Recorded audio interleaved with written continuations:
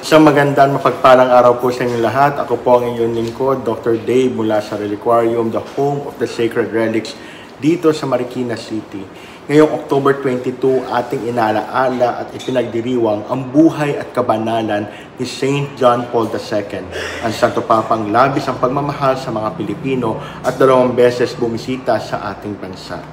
Hawak ko po ngayon ang kanyang blood relic. Hayaan po ninyo ako mag-alay ng panalangin para sa inyong lahat. Maaari ninyong i-comment ang inyong mga prayer intentions at ito'y aming iaalay sa kanyang relic at isasama sa mga banal na misa at panalangin dito sa Reliquarium. Manalangin tayo. Mahal na St. John Paul II, ikaw na nagpatotoo kung gaano kalaki ang pag-ibig ng Diyos sa atin.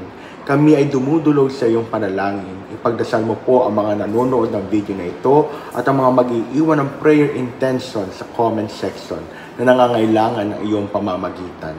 Sa iyong tulong at panalangin, kami ay humihiling ng kagalingan sa kanilang katawan, damdamin, isipan, lipunan at espiritu. Amen. Saint John Paul II, pray for us. Isang magandang mapagpalang araw po sa inyo lahat. Ako po ang inyong lingkod.